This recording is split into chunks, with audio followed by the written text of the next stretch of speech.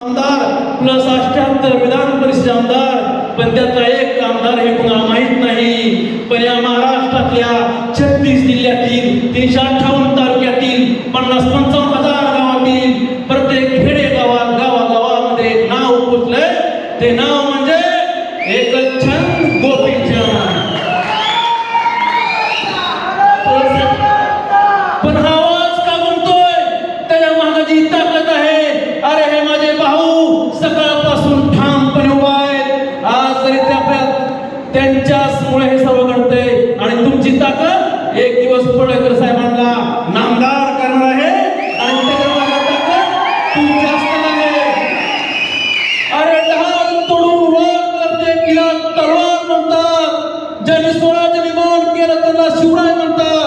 त्या महाराष्ट्रातील तळागाळातील गोरगरिबांचं कष्टकऱ्यांचा आवाज त्या विधानसभेमध्ये मारणाऱ्या दानेवाला गोपीचंद पडळकर नावाचा त्यांनी आवाज म्हणतात. गोपीचंद, गोपीचंद. हा आवाज काय येतोय? पडळकर साहेबांमुळं. ज्यावेळेस मी पुण्यामध्ये एमपीसीचं आंदोलन करण्यासाठी आम्ही उभा होतो, आम्हाला कोणाचा आधार नव्हता. पण ज्यावेळेस मार्च महिना होता, उन्हाचा महिना होता 2021, ज्यावेळेस 6 महिने परीक्षा होत नव्हत्या, 6 वेळा परीक्षा पुढे गेल्या होत्या, त्यावेळेस मुलं बेभान झाली होती, मुलांना काही समजत नव्हतं. त्यावेळेस पत्रकार भवनला ज्यावेळेस पडळकर साहेब आले आणि पडळकर साहेब आल्यानंतर त्या शास्त्री रोडच्या अहिल्या शिक्षण मंडळासमोर एमपीसीच्या मुलांसाठी 8 ते 9 तास पाणी न पिता काय न पिता त्या उन्हामध्ये रात्र झोपून काढली. तो गोपीचंद पडळकर नावाचा आवाज होता.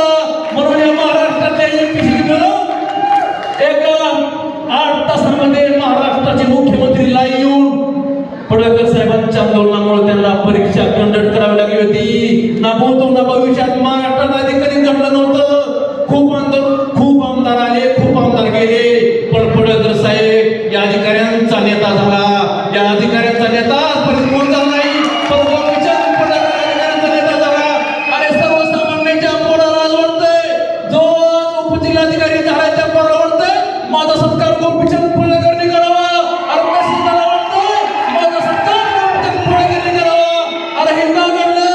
पडळकर साहेब एकटे मोठे झाले नाही. पडळकर